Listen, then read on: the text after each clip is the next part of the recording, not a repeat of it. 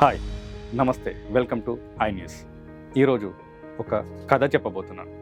ఆ కథ పేదవాడికి, మధ్యతరగతి వాడికి, ధనికుడికి అందరికీ ఉపయోగపడేది, అందరికీ ఇంట్రెస్ట్ చూపించేది. ఏంటా కథ? ఆ కథే బంగారం కథ. అంటే బంగారం కథ అంటే బంగారం ఎంత పెరిగింది, ఎంత తగ్గింది, ఎలా వచ్చింది, ఇది కాదు కథ. అసలు బంగారం ఎలా మనిషి దగ్గరికి చేరింది, ఆది మానవుడి నుంచి ఆధునిక మానవుడి వరకు బంగారం అంటే ఎందుకు అంత పడిచేస్తున్నారు, అంతగా అందులో ఏముంది, అసలు బంగారం అనేది మనిషి చేతిలోకి ఎలా వచ్చింది, ఇది కథ. సో ఈ కథలోకి వెళ్ళే ముందు తప్పకుండా అందరూ సబ్స్క్రైబ్ చేయండి, షేర్ చేయండి. ఎందుకంటే ఒక వీడియో చేయడానికి ముందు మా మెదళ్ళను ఎంతగానో శోధించి స్క్రిప్ట్ రాస్తాము, గ్రాఫిక్స్ చేస్తాము, ఎడిటింగ్ చేస్తాము. దీని అంతటి కూడా ఒక 3-4 అవర్స్ టైం పడుతుంది. సో మీరు సింపుల్గా చూసి స్క్రోల్ చేసి వెళ్ళకుండా కాసేపు ఆగి సబ్స్క్రైబ్ చేసి షేర్ చేస్తే మా టీం అందరికి కూడా ఎంకరేజ్మెంట్గా ఉంటుంది, ఇంకొంచెం కొత్త కొత్త కంటెంట్ ఇవ్వడానికి యూజ్ అవుతుంది. So please subscribe and share. ఇక స్టోరీలోకి వెళ్దాం. జనరల్గా ఆది మానవుడు కొండలు, గుట్టలు, కోనలలో నివసించేవాడు. ఆయనకి ఆహారం తప్ప ఎలాంటి ఆలోచన ఉండేది కాదు. ఆహారాన్ని ఎలా సంపాదించాలి? జంతువులను వేటాడు. సో జంతువులను వేటాడేవాడు.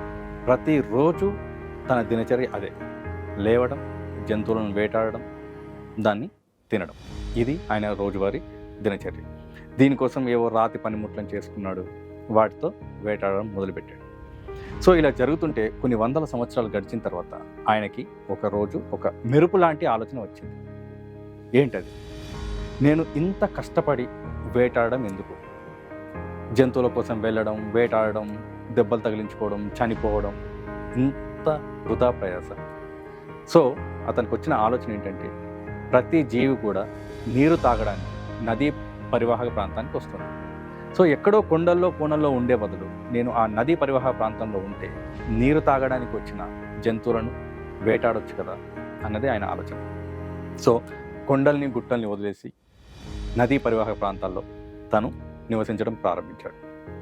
అక్కడ చేపలను పట్టుకోవడము, జంతువులు వచ్చిన జంతువులను వేటాడడం. అందుకే ప్రపంచంలో ఒక్కొక్క దేశంలో ఒక్కొక్క రకమైన మాంసాహారాన్ని తింటారు.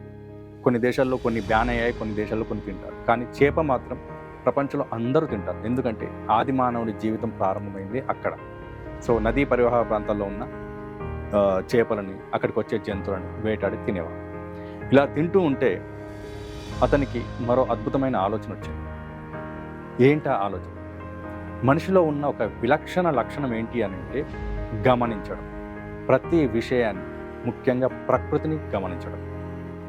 నీళ్ళలో దొరికే చిన్న చిన్న రాళ్ళని బాణాలకు ఉండే ముళ్ళులాగా తయారు చేసి జంతువుల చర్మాన్ని ఇలా కోయడం, ఇలాంటివి తను వాడేవాడు.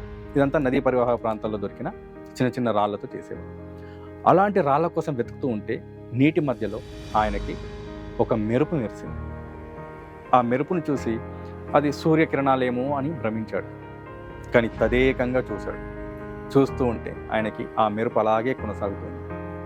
ఇదేమై ఉంటుంది, ఇది కూడా ఒక కొత్త ఆయుధంగా పనికొస్తుందేమో అని వెళ్ళి తరచి చూసి దాన్ని బయటికి తీశాడు. రాళ్ళలో కలిసిన ఆ బంగారు ముద్ద ఏంటో అర్థం కాదు. సో రాతి పనిముట్లను చేసినట్టుగానే రాయి మీద పెట్టి మరో రాయితో మోదాడు. విచిత్రం ఏంటంటే ఆ రాళ్ళలాగా ఇది పెలుసులుగా వెళ్ళిపోలేదు. ఇది ముద్దలాగా సాగుతూ వచ్చింది. అనిపించింది, ఏంటిది పగలట్లేదు. సో దీన్ని కాల్చి చూద్దాం అనుకున్నాడు. కాల్చాడు. కాలుస్తూ ఉంటే అది కరగడం మొదలుపెట్టింది. సరే, ఇనుములా కరిగిపోయి ఒక ఆకారంలోకి వస్తుందంటే కాదు. అది కరుగుతూ ఉంటే మెరుపు మెరుస్తూనే ఉంది, కానీ తగ్గడం లేదు. ఆ కరిగిన దాన్ని తీసుకొని ఒక తీగలాగా చేశాడు. ఆయనకు అనిపించింది, ఇదేదో మామూలు వస్తువు కాదు, ఇది నా దగ్గర ఉండకూడదు అనుకొని తీసుకెళ్ళి వాళ్ళ నాయకునికి ఇచ్చాడు. అప్పుడే ఆ నాయకుడు దాన్ని చూసిన వెంటనే తన మెడలో ధరించాడు. అప్పటి నుంచి సామాన్యుడికి నాయకుడి మధ్య తెర అనేది ఏర్పడింది. నాయకుడి దగ్గరికి చేరాక బంగారం విలువ పెరిగింది. బంగారం ప్రత్యేకత ఏంటంటే, బంగారం నాయకుడికి సామాన్యుడికి మధ్య తేడాగా మొదలైంది. ఇదే మనము ఈరోజు అనుకునే అంతస్తుల ఆరంభం. ముందుగా ఈ బంగారం మెసొపొటేమియాలో ప్రారంభమైంది. బంగారం బరువు ఆధారంగా విలువ పొందింది.